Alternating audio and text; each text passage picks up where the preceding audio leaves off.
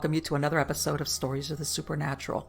Whether you're watching a video or listening to a podcast, please like and subscribe to us so that you can get notification of when a new show is released. Links to videos or MP3 files can be found on MiamiGhostChronicles.com or go to MarlenePardo.com for information on new book releases. I narrate several podcast series that can be found on major podcast platforms and can also be listened to via Alexa, Sonos, and other home systems.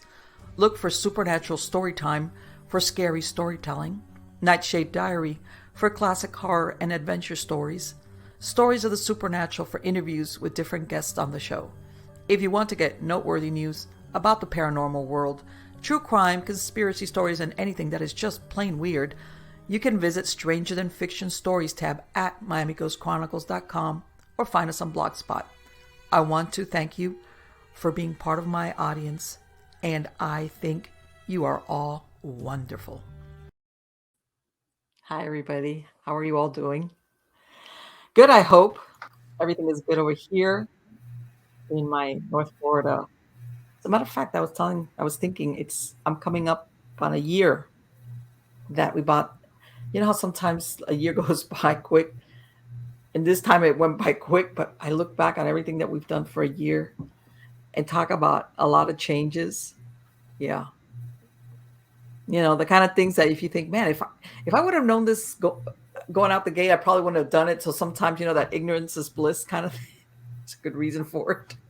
But anyway, it's like once you're done with it, kind of, you're happier that you did it. And that's the case, with a move out of South Florida.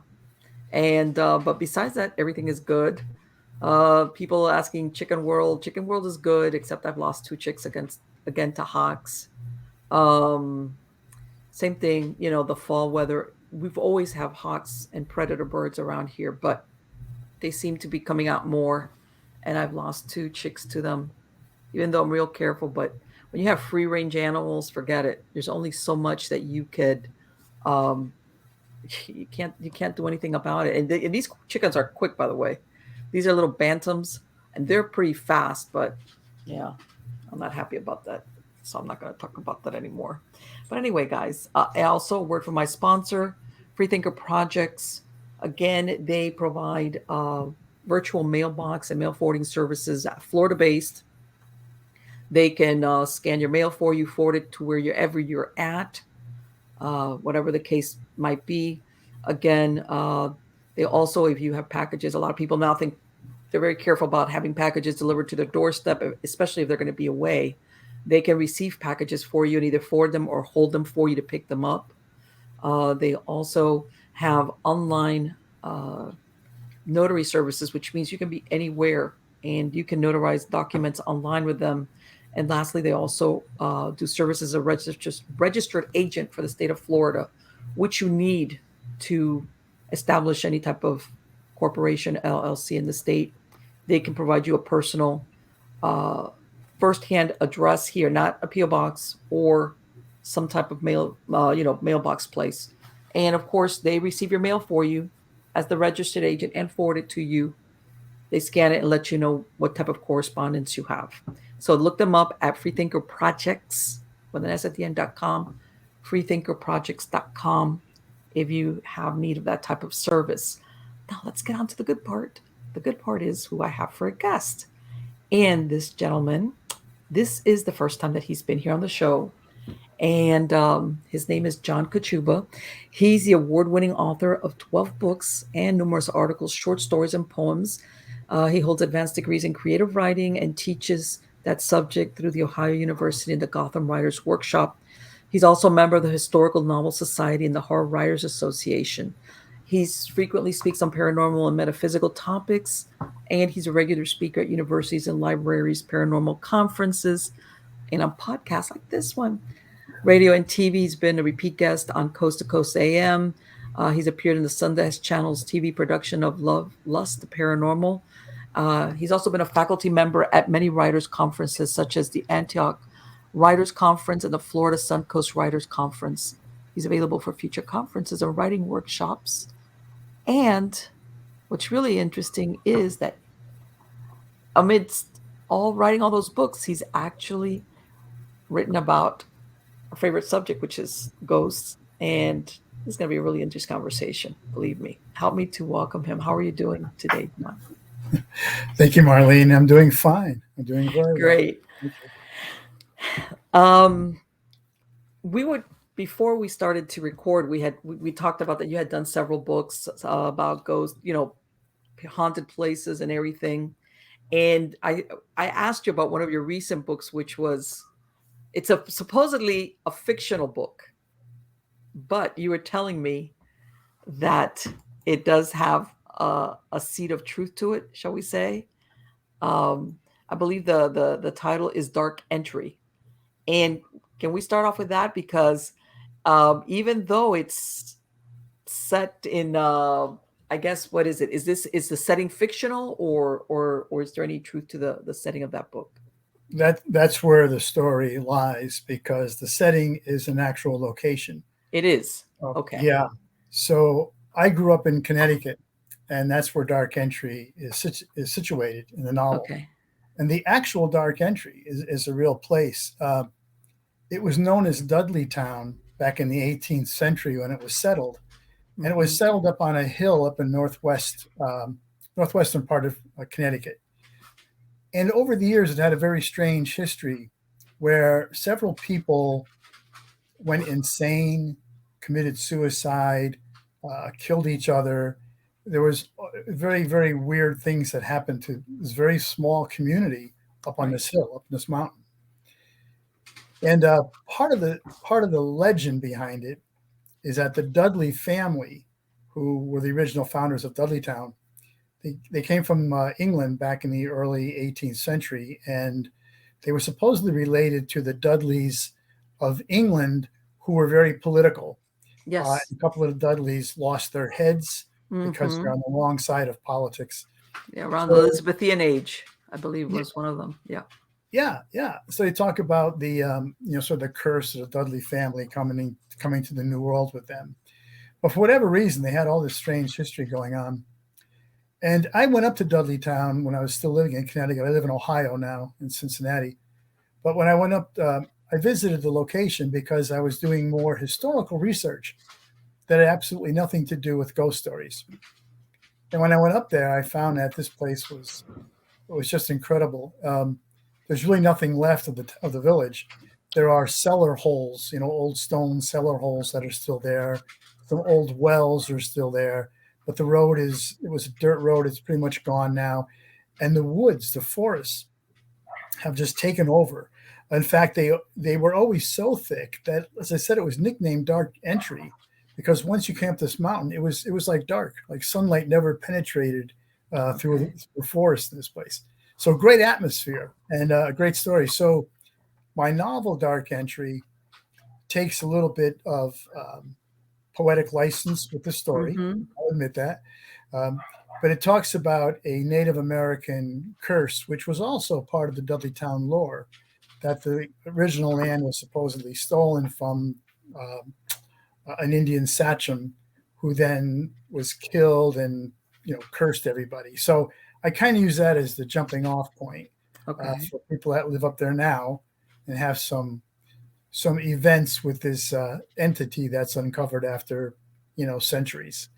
I like the story. The interesting thing is they're on Dark Entry today. It's all private property now, and there are maybe half a dozen homes up there, and they've put together what they call a Dark Entry Association. Really? And they own this mountain. So they call it Dark Entry? Yeah, they do. Yeah. Okay. Oh yeah. I mean, the street that goes up to it is called Dark Entry Road. Okay. So they put together this association, and as you can imagine, because of the legends and everything else, this location was constantly being visited by people who were ghost hunting, maybe trying to do some, ritualistic kind of things. It got to be a real pest, a real menace for the people that live up there. So it's now private property, no trespassing, et cetera, et cetera. So when I wrote this novel, I got a letter from. You know what? I didn't say anything, and I was like, I What wonder. happened? Right. So I got It's like, this letter from thanks. I got this letter from the Dark Entry Association. Interestingly enough, no person signed it. It was signed by the Dark Entry Association. Nobody wanted to put their name on it, but we want to tell you. Right.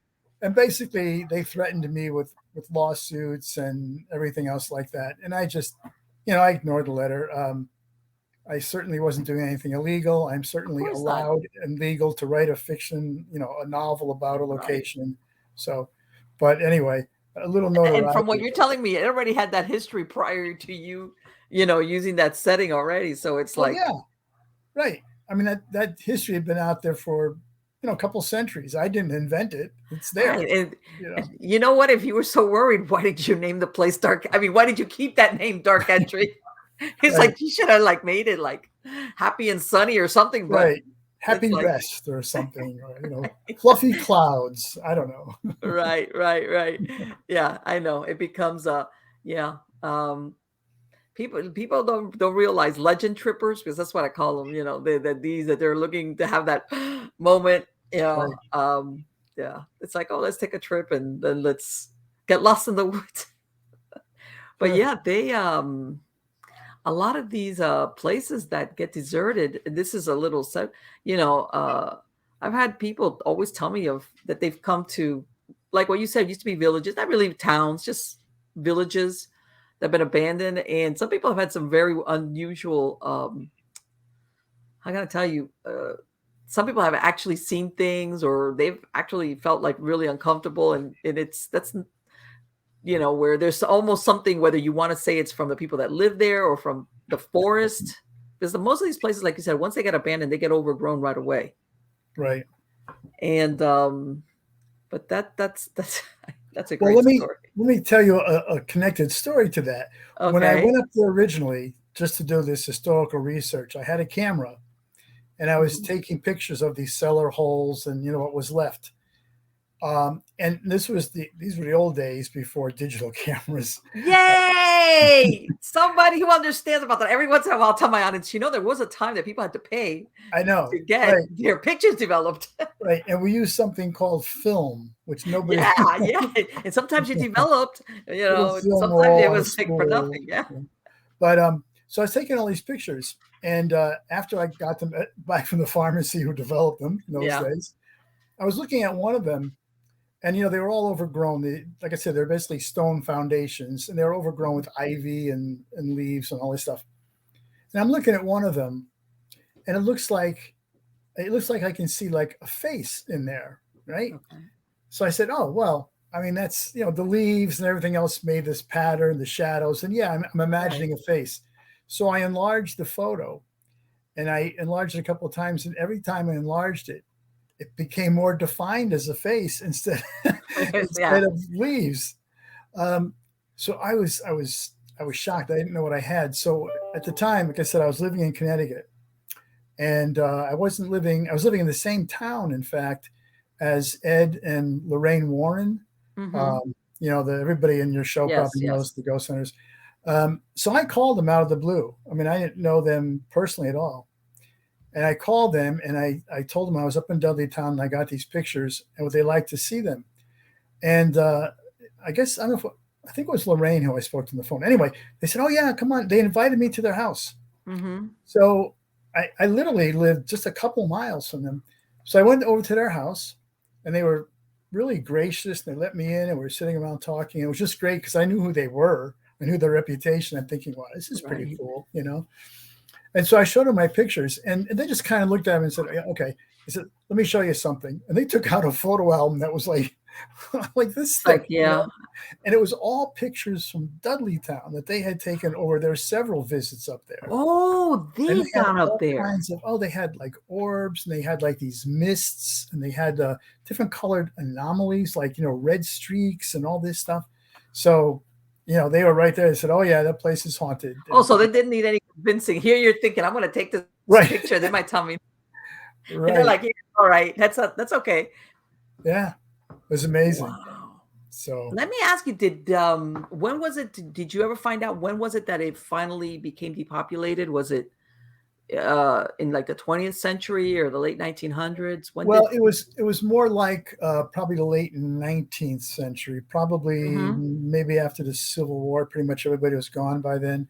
I think there Okay. was one guy who was a doctor, and I think he was there until about 1920 or something. But I think he was the only one. Um, Okay. like I say, people do live there now. They built some new houses. I mean, it's it's a pretty location. You're Right. isolated up on this mountain, and all of northwestern Connecticut is pretty. It's pretty rural compared to the rest of the state, and it's pretty affluent. So it's nice territory. Yeah, but no, the reason I was asking is that it makes you wonder. I imagine by then the Dudleys were gone. Oh yeah, yeah, And did the people that stayed behind, even as little by little, they started, leaving? It was anybody that got cursed along the way, or was it just them or something like that? That's a right. very Well, interesting yeah. I mean, story. it went beyond the family. It I was did. affecting. Oh yeah, affected various residents. There was a woman. What was the story there? There were two men that got in an argument over something and shot each other to death, and they were like best friends. So people, basically, what was going on is people were saying that there was something that was literally driving people in Dudley Town insane. Okay. They Okay. were Right. And out. like you said, because of the small amount, the odds were very high.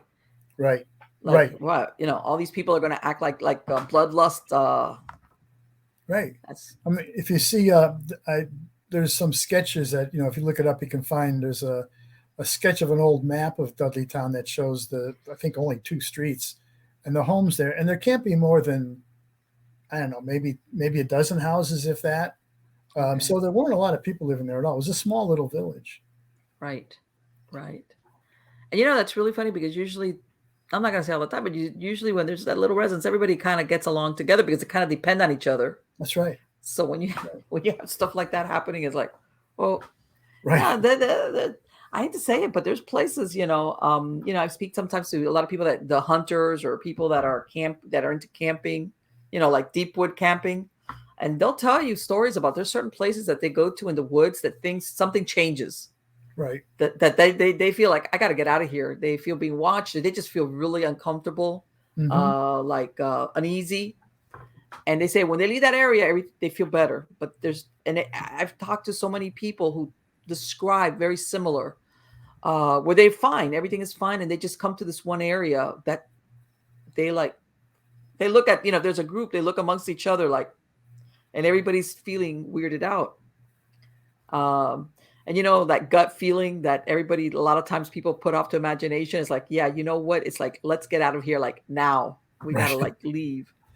Right. So yeah, I wouldn't, that's, and I know you also, let me ask you, the books that you wrote about the ghost stories, were these like people that you interviewed, or these were like historical ghost stories, like about certain places? Right. So I have two books about Ohio: Ghost Hunting Ohio. Then I Uh-huh. have Ghost Hunting Ohio on the Road Again, which was a sequel. I have Okay. Ghost Hunting Illinois. Now, all three books um, are about actual locations that are actually open to the public. So people can go. So it's, a haunted theater, a haunted hotel, a haunted restaurant, maybe a haunted B&B, something like that.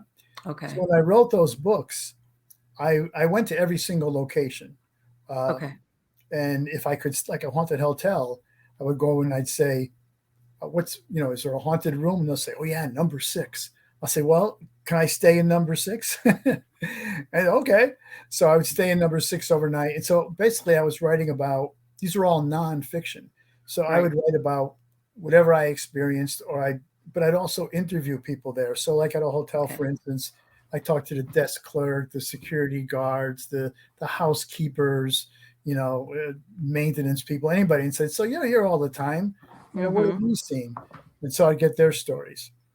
So that was for those three. Then I wrote another book called Ghost Hunters, and it's got a very long subtitle. But in that one, I interviewed people who were sort of, I'll say, paranormal celebrities, like the Warrens, for instance. Mm-hmm. I have an Okay. interview with them, with Joshua P. Warren, who is no relation to Ed and Lorraine in North Carolina. And I have some just weird kind of chapters. Like one is, what is what if you buy a haunted house? Uh, Okay. what happens, or can you sell a haunted house? So it's like haunted real estate, so it's a strange mix, but it's an interesting book. So there's those ghost hunting books particularly. Yeah, I know that sometimes, because I did paranormal investigations since the 1990s. So, along the way, I've had contact with a lot of people who, unfortunately, they think that to do that is like what you see in the reality TV shows, and it's like, yeah, you'd be surprised. There's a lot of boring moments doing this. Oh yeah, But you're like, yeah, right. Well, I did a you know, couple of investigations in Florida too.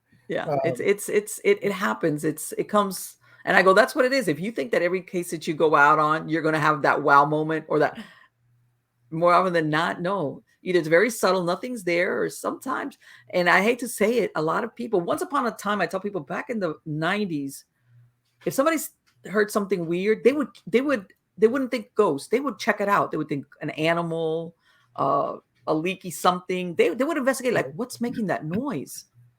Now it's the other way around. Somebody hears something strange, everybody runs out of the house and sleeps in the car because they're like, hey, I've got a ghost in the house. That's what 20 years of reality show, TV shows have done to people's perception of when they get something weird going on at the house. Yeah, so that's one of the things, as far as like that I've seen, how that field has evolved. Have you ever had a paranormal experience? Is that what got you interested in this, or that's not really got me interested? As I said, I grew up in Connecticut, so I was always a big history fan. I always liked the stories. So when you hear those kinds, old history, invariably you hear about ghost stories and that kind, local legends, and those always fascinated me. So I grew up with that, but I didn't really have any paranormal experiences until I started. I guess my first ghost book was 2014. So 2012, 2013, I started doing some, investigations for the book. Mm-hmm. And so that's when I started, having a couple of things happen as I was doing investigations. How did you feel? The funny thing is, I wasn't, a typical response would be, oh, I was frightened, but I really wasn't. More than anything, I was sort of stunned and amazed. Right. Like something happened, you go like, whoa, did you see that? Yes. I can't believe what I just saw, or did you hear that? Yeah, I heard that too. And then only afterwards, when you go home, go, well, that was pretty creepy. Right. Because in that moment, you're like, actually, because it's happening to you, you're experiencing it firsthand. Yeah. And like you say, you can sit there all night long for hours and nothing will happen. And then all of a sudden, just like that, if you're there, you catch it and it's like, oh my God, things actually happened. Yeah, it does. It does. Yeah. And I know exactly what you mean. Now that book, that you wrote, the Shapeshifter Book. Okay. That's basically, that's a nonfiction, as in how these stories have come out through history and. Right. Yeah. So it's called Shapeshifters, A History. And it came out 2019, and it was a finalist in the Bram Stoker Award, Horror Writers Association, which is, I'm not tooting my own horn here, but it's really a big deal. Yeah. But so, yeah, it's nonfiction. And what I did was I looked at shapeshifters, and I'm sure your audience probably knows what they are, but just in case, it's a person who has the ability to change himself, transform himself into either another person, an animal, sometimes even an inanimate object, like a broom for whatever reason. And we hear about these kinds of characters in fairy tales and folklore all around the world. So what I was interested in was the shapeshifter character is so popular. I was trying to figure out why, and so I just doing this sort of, I guess, more an academic study. But what I found was that, going way back to ancient times, there have been shapeshifter stories. The earliest depiction of a shapeshifter is a cave painting that from France that dates back to the Neolithic times, thousands and thousands of years ago. So this idea, this concept of somebody being able to transform into something else has been with us for a long, long time. So I was looking at shapeshifters in mythology, looking at, Greeks and Romans and Egyptians, all the ancient things, as well as, other cultures. I was looking at shapeshifters in religion because there are a lot of shape-shifting characters and different religious beliefs. I was looking at them in terms of popular culture, thinking of the vampires and the werewolves and all the movies and the books and all this stuff that's out now about them. I was also looking at them in terms of psychology, trying to understand why the shapeshifter character is so popular, why it resonates with all of us today. What is it about the shapeshifter that makes us think, wow, that's a pretty cool character, And so I even extended it to say that when you dress up for Halloween, Yeah, you are right. You're absolutely right. Right? You're putting on a different persona. And I think of people that do cosplay, where they get these elaborate costumes of superheroes or whatever they want to be. And not only do they wear the costumes, but they talk like that character talks. They'll eat what that character eats. They get in the role. So you ask yourself, well, it's fun. I understand that. But is there something else? Is there something deeper? Is it like wish fulfillment that you wish you were that strong as a superhero, or that you could be invisible or whatever?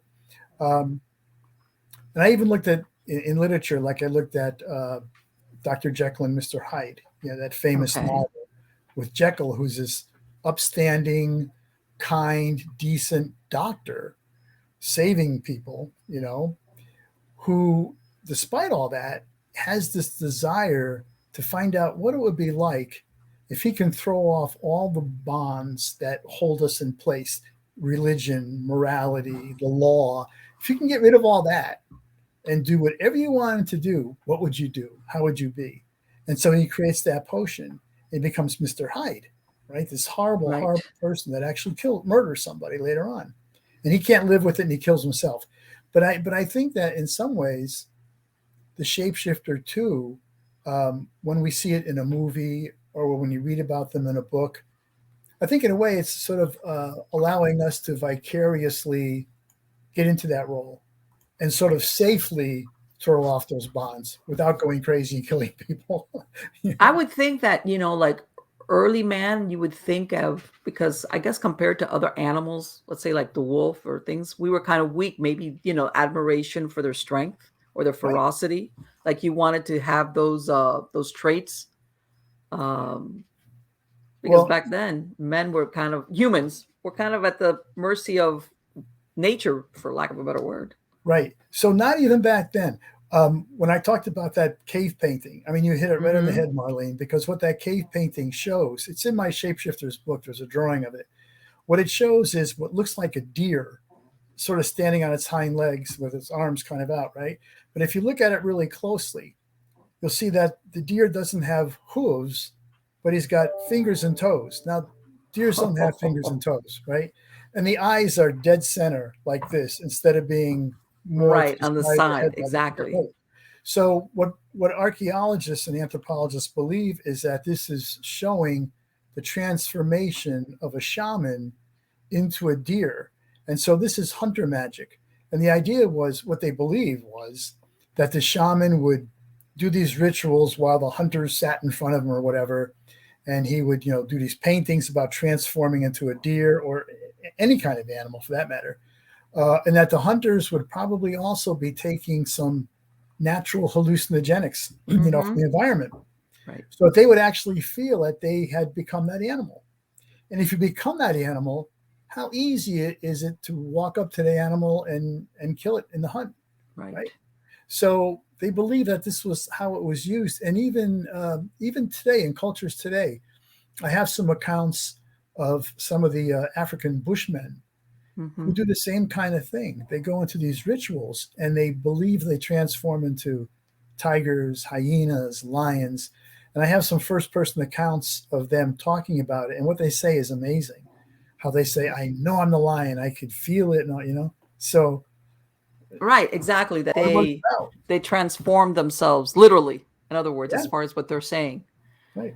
Versus, and people don't understand, not now, but back then, the success of a hunt, for example, meant the difference between life and death, let's say, for a group of people. Absolutely. So as far as let's put everything we can towards being successful in this hunt, as in, that belief in the supernatural being or something being able to aid you. People don't realize back then that could make the difference between living or starvation in some cases, when it came to hunting, especially if you're talking wintertime, or if you're talking you're hunting a dangerous animal, for example. All those things figured into it. And again, and you always hear about these hunters that they'll take like a trophy, like a claw, or sometimes a tooth, just to be able to say I conquered that animal, as in because of the strength, kind of thing. That's right. that, yeah. and I know that what was it the 16th century in France? They had they burned a couple of people for supposedly being werewolves. They were saying they were werewolves, in other words, because a bunch of people got murdered, and they were accused the equivalent of witchcraft, but supposedly that they had done it while they were transformed into a wolf. Right. Yeah, I have in that book. I do have some accounts from France and Germany from the 16th, 17th century. You're right. There's several cases of people who committed, horrendous crimes, horrendous murders of people, not just killing them, but tearing them apart, actually Right. eating, cannibalism, fully believing that they had transformed into wolves. And, in the early days, when they caught somebody like that, they'd burn them at the stake. They accused them of witchcraft, but also of werewolfery. There was an actual charge. Yeah, werewolfery. Yeah. Wow. But then, later on, as you started getting into like the 19th century, because even then some of these things were happening, people would end up in a mental institute. But yeah, it's a strange thing. It's called lycanthropy, where you believe you've transformed into a wolf. So. And it makes you think also, and I'm going to put a modern twist, maybe, you were talking as savage killers who said, let me throw in there that I thought I was a wolf kind of deal, or the devil made me do it. Right. Maybe I can get off. They didn't, I know, but it was almost like I was under the spell of the devil, and it made me want to eat people, and one time when we were talking about, like, because sometimes there were quite a number of people that end up getting murdered and, like you said, slaughtered. And it's like, how did they get away with it? I go, let's face it, back then the populace believed this. Can you imagine you're one of these soldiers or whoever in the town, and they tell you, go chase after this supposed killer, and those guys must have looked amongst themselves as like, do you really want to go out and catch whatever that is? Because right. Believe it or not, they believed that whoever they were trying to get was a witch / shapeshifter / whatever. And they're like, yeah, we're riding out to find him right away. Yeah. Oh, yeah. Okay. Yeah. Popular belief. Nobody wanted to be the person to find them. Right. You go. After you. You go. Did you see it? No, I didn't see anything. Yeah. Just like, because people back then, it wasn't like something that you would think, okay, that this person is either insane, or like now that we say we have serial killers. Back then, people really thought this was the devil and witchcraft and you name it, everything that everybody was afraid of. Right. Even if you were a soldier or somebody, that other things would make you afraid. But I think that's such an interesting subject, because that's endured for many, for hundreds of years. That belief that we could change, become something else, literally. And even if you look at the some of the stories about the Native American, the skinwalker legend, that's kind of like what they're describing, that you have a witch that's able to transform themselves into something else by dark magic. And exactly. From what I understand, that's why nobody over there, if you go to any of these Native American reservations, they don't want to talk about that. That's like a forbidden subject. Like, we're not going to talk about this, because basically by talking about it, you're calling it to you. So exactly right. Yeah. And it's very popular, especially in the Southwest, among like the Dene and the Utes and some other peoples. And they don't want to talk about it. It's real for them, and they don't want to bring it on. Let me ask, considering that you said something like about Dracula, because people don't realize, prior to Bram Stoker writing about Dracula, there were other stories about vampires. It wasn't like he came up with the vampire thing. It would have been around. It's just that he wrote the Dracula novel and, you know, took off from there. Right. And of course, that's been, God, every version of a vampire has been written about. And sometimes I think, what do you think is the future, let's say, of or possibilities of in the horror genre as far as villains, if you want to call them that? I don't know, Marlene. That's a good question. I mean, Anne Rice started off with the vampire stuff in literature. I mean, she didn't start. She mentioned Bram Stoker and everything. Right. But she really hit it big. And when her books came out, there were so many other imitators, other vampire books. And there was, Twilight and all these shows on TV and everything else. I kind of think we're saturated with vampires. Yes. They've made an interesting transition, though. What was the original vampire folklore, if you look at it, does come primarily from Eastern Europe. Mm-hmm. And if you look at what a vampire was in those days, what they believed a vampire was, it wasn't anything like we read about in Bram Stoker. It wasn't anything like you see Bela Lugosi or some of the brand new, shiny, sexy vampires that have all kinds of money and they drive Ferraris. Yeah. And, nothing like that at all. They were basically they were corpses. I mean, they were people, Yes. but they were considered. The descriptions of them were always that they were healthy, that they were relatively stocky and they ruddy complexion, kind of red, because they were feeding off other people. Right. They were doing fine, but they weren't shapeshifters. They couldn't turn into anything. They were simply what they were. They were the Walking Dead, or what do you want to call it? That's, I guess, the zombies. But they were not anything like Stoker. In fact, Stoker, as far as I can tell, was probably the first person to talk about a vampire that was a shapeshifter. Right. There were a couple of vampire novels, Carmilla and I forgot the other one. A couple that were out before. They're about vampires, but they weren't shapeshifters. Varney the vampire was not. Right. So there's a scene in Stoker's Dracula where I guess it's Lucy who's in bed and she sees by the window sees this big bat trying to get into the window, kind of fluttering against the window. And the bat disappears, and instantly when it disappears, Count Dracula is standing in her room on the other side of the window. So obviously the thing is that, he transformed. Right. And there's another scene in there where I'm losing it. I'm losing the main character, the guy who was looking for him.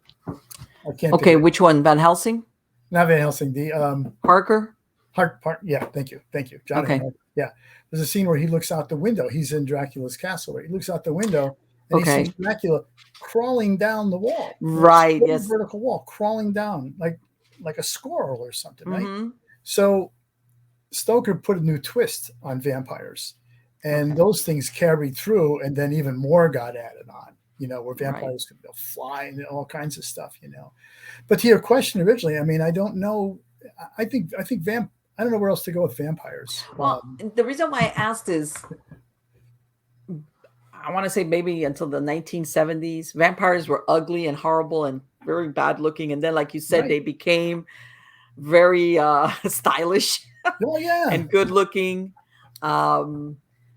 I want to say, if I think back, and I'm going to go by the books made into, I want to say maybe Salem's Lot was one of the last ones that really made them like horrible looking, like scary looking. How's that?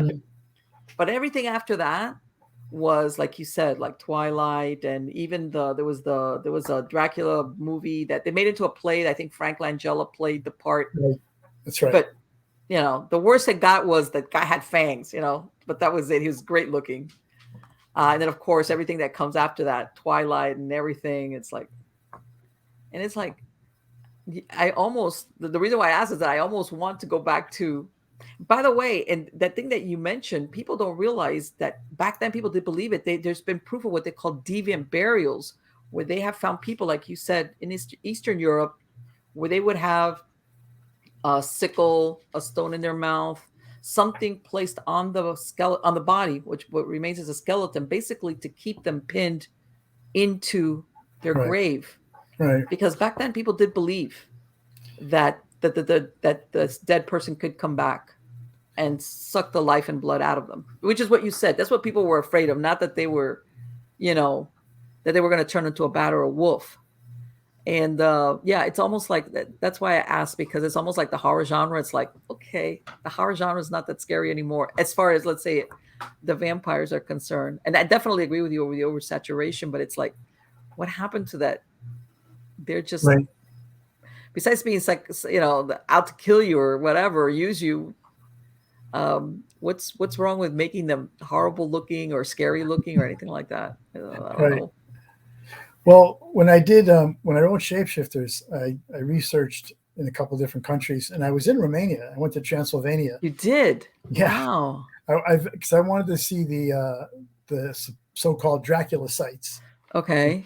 and I'm sure your readers or your listeners probably know, and you probably do too, that there's some belief that Stoker's Count Dracula is based, at least in part, on this guy named Vlad Tepes, who was a medieval Right. prince in Transylvania, a real character.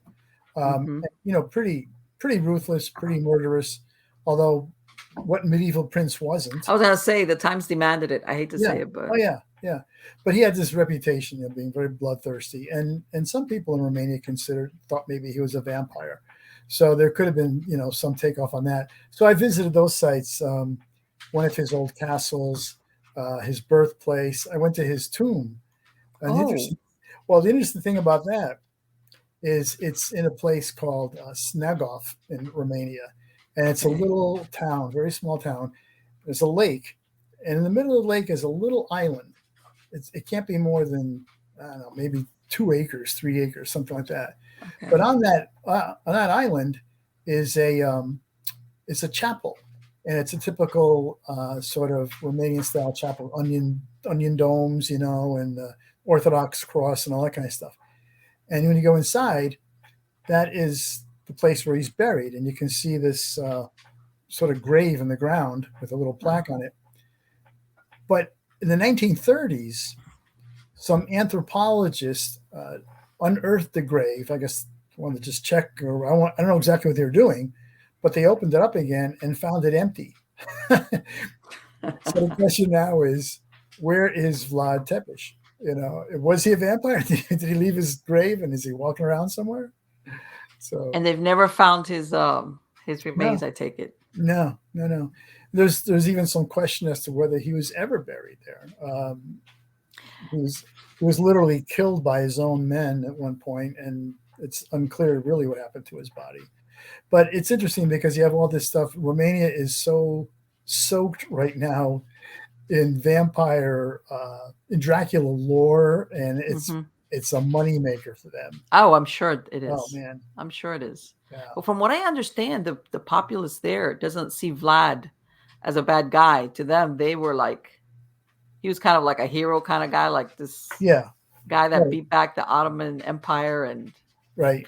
It you sort of know, depends on who you talk to in Romania. The people who actually identify themselves as Romanians, I mean Romanian, I'll get to what I mean in a minute, consider him a hero. And truly, I mean, he fought back the Turks who were invading. He fought back some, was it the Mongols? I mean, he kept his territory for Romanians. In Transylvania, there's a large Hungarian population, because at okay. one point that was Hungary, and after one of the World War I or whatever, it switched over, and Romania claimed it. The Hungarians don't necessarily feel that way about him because he also persecuted them. So see, it all depends on who you ask, huh? That's right. That's right.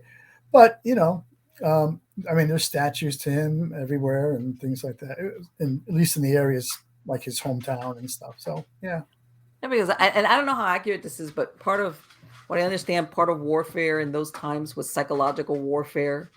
In that, if you had this reputation of being what he did, impale people. In other words, it was like, I want to scare your armies away before they come and challenge me. That kind of thing. That was part of the reasoning that's right. why he did what he did. Right.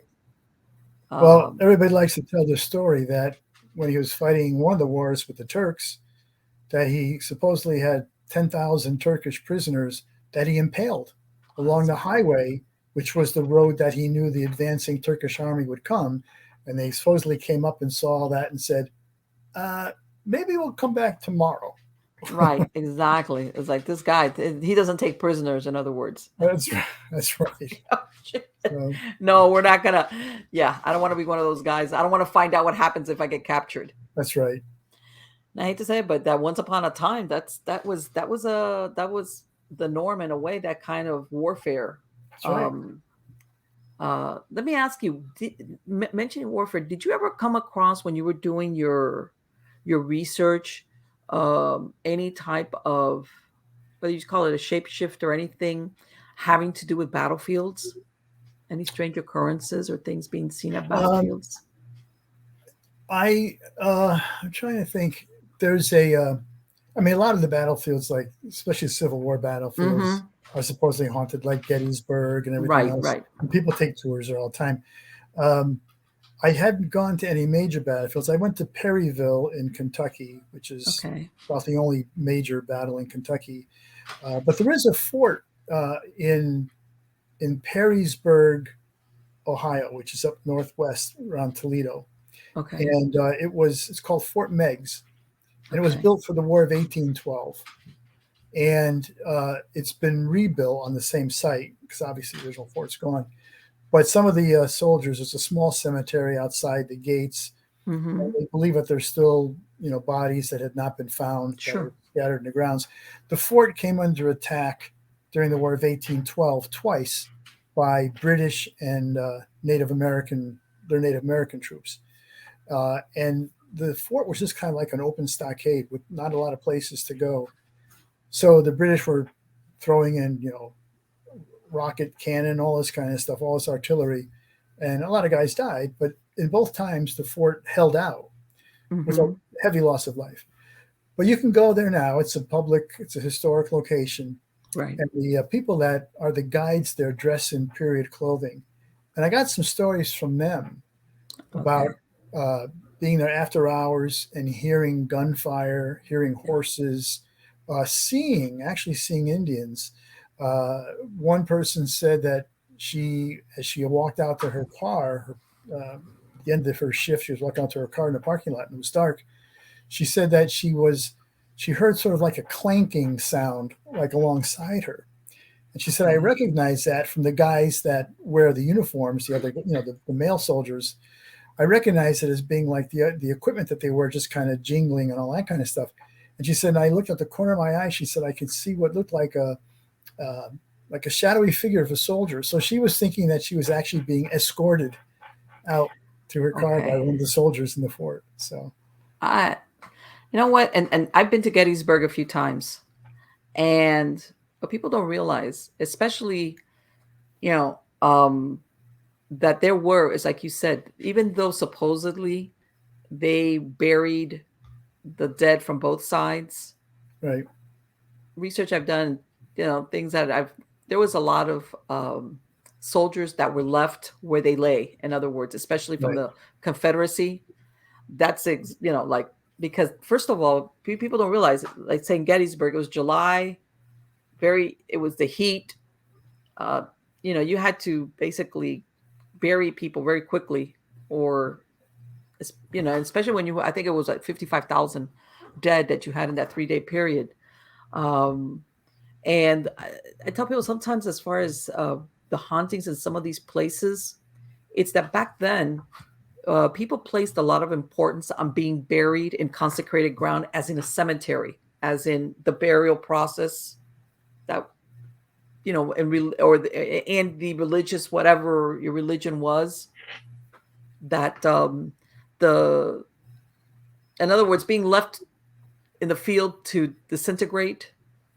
Sometimes that's where you do get, not so much, how can I say it, not so much the fact that they're dead per se, that they died in war. It's the fact that they're left there right. in the ground to rot, without Mm-hmm. what people in those times thought of as important, which was the burial process, a religious ceremony, being laid to rest in consecrated ground. I said, even back then in cemeteries, God knows everybody's dead.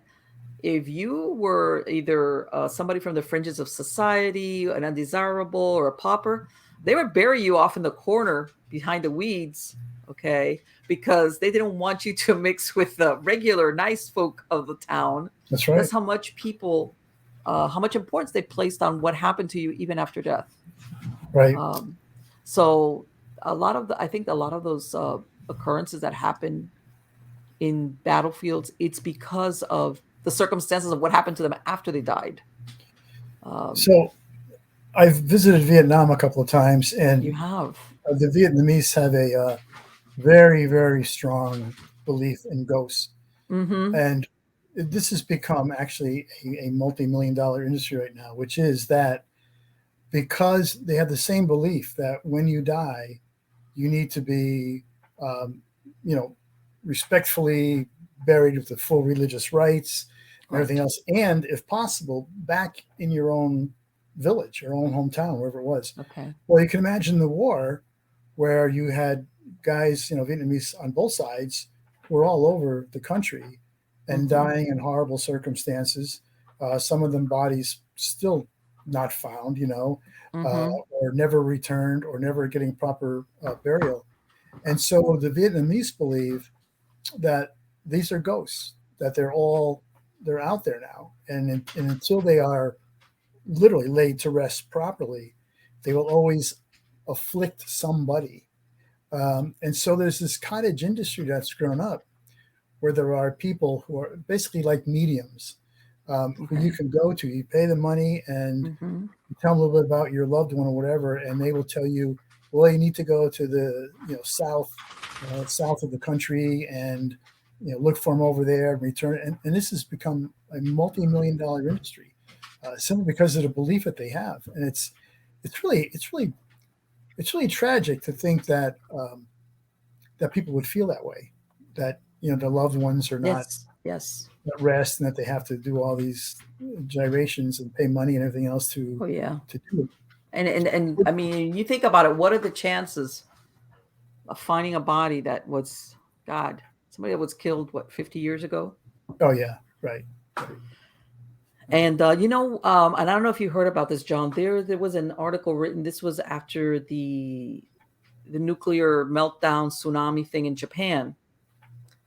There was a writer. He wrote the article. I can't remember for which magazine out of the UK, that he had gone and he had interviewed, where there was a bunch of people being taken over by ghosts of the people that had died in the tsunami, in this wipeout, whatever it was.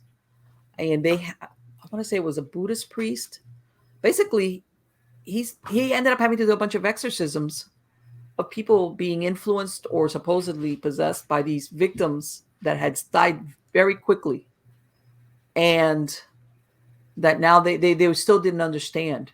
And it's a very interesting story about basically that these, I mean, there was one girl he describes that she basically had to go through 20 of them, because I guess in their case she was a medium.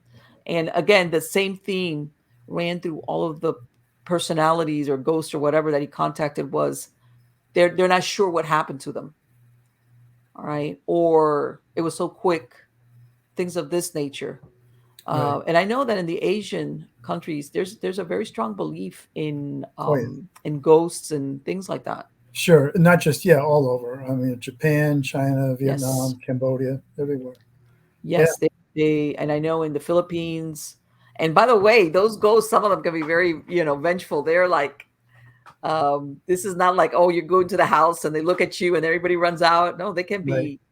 What was the movie that came out that I know they adapted it to the UK? What was it? The Ring. The Ring, yeah. Was it The Ring? That originally was from Japan. It was a Japanese-based movie. And it's like you're not getting away from this thing. It's like there's no salvation. There's no happy ending, because these things don't stop. Don't ever call it quits. Well, the interesting thing about the Japanese too, you're right. They have this really wonderful ghost lore, but they're all vengeful ghosts that want to take it out on you. but the interesting thing is that a lot of their ghosts are also shapeshifters. So, here we have a ghost, right? Well, you know what a ghost is. It's some shadowy figure or something. You recognize it. But in Japan, a lot of their ghosts are shapeshifters. So if a ghost comes back for revenge, let's say, it can, when it materializes or whatever, it can also change its form so that it can come back as a different person. Let's say it's a jilted lover or something. You can come back as like that lover and kill your ex-fiance or something in that form, although you're a ghost. Okay. So it's really they get everything in there. Ghost, shapeshifters, they get it all. Ultimately, they're going to get you though. And I've even heard of a lot of ghost stories out of the Okinawa, the military base there. Sure. I've heard of a lot of people stationed there that have had some really unusual ghost stories or weird stuff that's happened to them while they're living over there in Okinawa. And that there's a history there that predates the Americans being there in Okinawa as far as but yeah, it's very, people don't realize that in where was it? God, I wish I could remember. There was a show that National Geographic put out maybe 10 years ago, I'm thinking, but sometimes I lose track of, how long things. And it was based out of, they had a guy who was like an urban explorer. I want to say he was half Korean. And he went through all these countries there in that area of Asia, exploring, these urban myths / ghost stories. The intent of what he tried to do was disprove it, as in all of this is just folklore. But it was incredible how much belief there was, strong belief. Oh yeah. And if a place ever got a reputation as being haunted, like kiss it goodbye. Nobody's gonna live there. That's right. It's like you could give it away for free, and you would not have any takers on, let's say, an apartment or something where anything had gone on there. And as a matter of fact, there was one time an article I read. This happened here in Deadwood, in South Dakota, post Civil War. And they used to have a gathering of. They used to have Chinese. They had a part of the town of Deadwood where the Chinese lived, and there was a story. It came out in the paper. Let's put it that way. It came out in the paper a couple of times for Deadwood, where there was a Chinese lady, and somebody got into her place where she lived and basically bludgeoned her to death or hatcheted her to death with a hatchet. And a couple of days later, they rented out. I guess they cleaned up quick. I don't know. They rented out to another family who that night heard the reenactment of the murder. And that was it. And the newspaper, the guy who wrote the little small article, says, "I'm sure this piece of land will be going up for sale for dirt cheap in a couple of months." Sure. Because they were saying that was it. Once that happened, they didn't care. Nobody would want to tempt fate by living in a place where you had a ghost in there. Right. That let me tell you something. Those stories, I think, a lot of people I know are into the reality thing, but to me, the folklore and the stories, like just what you were describing about Dudley Town, I think is so fascinating. Yeah. Because you really don't know, even if there is no truth or there is no hardcore, evidence. Maybe there is. Who knows? I think that is so interesting. Besides, sometimes people, they want to overanalyze things and, have the stories end up, with this ending. How's that? Instead of just let it be what it is. But anyway, John, I wanted to thank you so much for joining us tonight. You have been absolutely wonderful. I could speak to you so much. Well, thank you, Marlene. It was a lot of fun. I appreciate it. Do you have any books or anything that you're planning now for coming up? No, I'm working on something not ghostly at all. I'm working on historical fiction. Well, I shouldn't say that. I have a historical fiction novel that my agent is trying to sell. It does have a ghost in it, now that I think about it. Okay. Can you give away what time period we're talking about? Yeah, it would be 19th century Cincinnati, and it's based on a real journalist named Lafcadio Hearn. Okay. So I've heard of him. Wait a minute. Yeah. Lafcadio Hearn. Well, he translated a lot of the Japanese ghost stories. Yes. Okay. Became a Japanese citizen, in fact. So. God, yes. This is because back then there was little or no understanding as far as the Japanese culture and their paintings and things Right. No, Wow, he's pretty interesting. much credited with being the one that brought Japan, Japan to the Right. Western culture. Yeah, Yes, yes, yes. yeah. So anyway, Oh, we'll see how that goes. okay. That'd be a good one. Yes, yes, most definitely. Again, thank you so much. It's been great for my podcast listeners. All What's right, a website that they can go to? JohnKachuba.com. Okay, you can, and of course you're on Amazon as far as they all can find your Yeah, books if there, they right? can't find my books in their bookstore, they get it Amazon, Barnes and Noble, any online person has it. So Perfect. Okay. Again, thank you so much, John. It's been wonderful well, to talk to you. all right, same here. Take Bye care. bye. Bye bye. Likewise. Wow, it was a great conversation. I loved it. So interesting, when you again, makes Marlene's heart all happy because to me, first of all, I love the ghost stories again, and I repeat it, for all these paranormal shows that yeah, they got to have the proof and they got to have the camera and they got to have the recording and they got to have the this and the that and then did you see that and it okay, that's great, I get it, but the ghost story just for the sake of being a ghost story, okay, maybe you don't get an explanation of how it started. Maybe you don't get a definite answer as to who it is. It might be this person, it might be that person, but you really don't know. And there is no conclusion per se, as in the ghost is exorcised or the demon or whatever. No. How can I say this? That same story that he said of Dudley Town. Is it the curse of the Dudleys that's followed them all the way from Britain? Or is there something attached to the land that's what's causing the problem?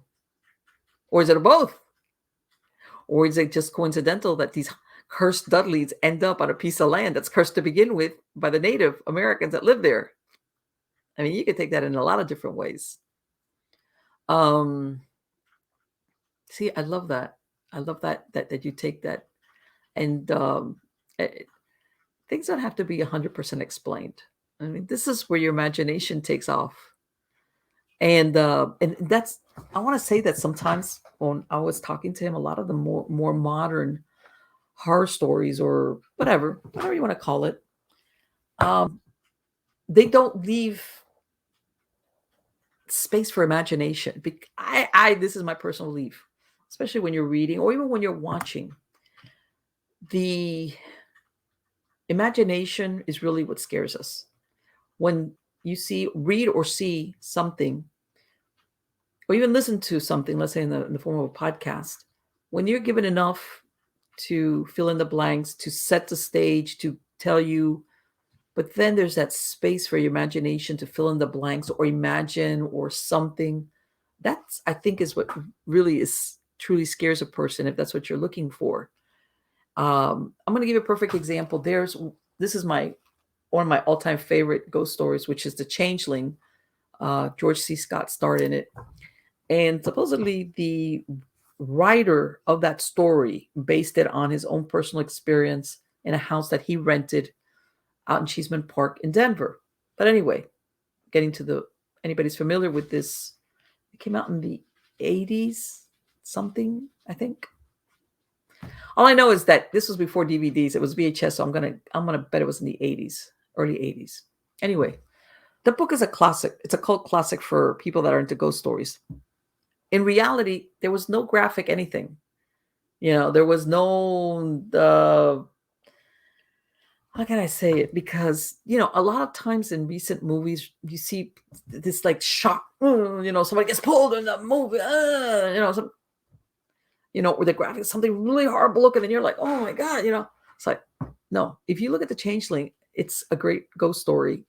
It's well written. The story is plausible. Of course, it has George C. Scott. Hello. He's a great actor. And, you get somebody who the protagonist he's not really looking to have a paranormal experience. He's not. He's trying to overcome personal tragedy in his life. But he's not looking to have this. But by the same token, when he starts having his first experiences, he's thinking that it might have something to do with the death of two of his wife and his daughter. So that's kind of where the door leads open. But the story is great. It's scary. You watch it. It's interesting. It keeps you riveted all the way to the end. And there was no gore, no horrific thing from, whatever. Don't get me wrong. I like all horror movies, but I'm saying as far as a classic good ghost story, and then that was done in the movie where the imagination fills in the blanks, the anticipation of what is he going to find, what is it that's making that noise, what is it that's trying to communicate with him, whatever, et cetera, et cetera. That to me, that's the standard I look at as far as, is this a good ghost story? And then of course, if it translates into a good movie, the way it's done. And that's why I enjoy talking to John so much, because it's things like that. And I think, to be honest with you, I think that's why people love listening to ghost stories. As a matter of fact, I'm going to do a special edition because, traditionally Christmas time was the time for ghost stories. And of course, this is when Dickinson and all these Victorian writers, M.R. James, they would come up with these ghost stories that they would tell. This is the way people would tell it. Was there was no TV, no radio. So you would have somebody tell the story. And of course, everybody would gather around. And this was like a favorite pastime, but especially around Christmas time. So I'm going to try to do something for Christmas, like a ghost story. I don't know what I'm going to call it. I'm going to see if I can dig up some stories. True, kind of true. The ones, like I said, I can't offer you proof, but maybe put a Christmas show together of ghost stories because it's that time of the year. What can I say? By the way, I'm sure that by the time you hear it, until from October 19th to October 31st, if you go to Amazon and look me up, I am giving away 100 copies of my last book that came out, which is Hot Dame on a Cold Slab. It's true crime stories. And if you sign up, you got 100 chances of winning. How's that? You can't beat it. So if you're within that time period, go to Amazon, and you can either find me you can either find the book directly by the title or go to my author's page as Marlene Pardo Pellicer, and you'll see it there. It's through Goodreads. Goodreads is the one that's sponsoring the giveaway. And enter so you could get a free copy of the book. And this is going to be a Kindle version of the book. And all I ask is, I would love to get an honest review from you guys. Whatever you think of the book, I would just love it that if you are one of the persons that ends up getting a copy of it, I would really appreciate if you could go back and give an honest review of it. Anyway, guys, again, you can go to MiamiGhostChronicles.com, MarlenePardo.com. If you want to get, first of all, I have links to the podcast platforms where all of my podcast series come out from.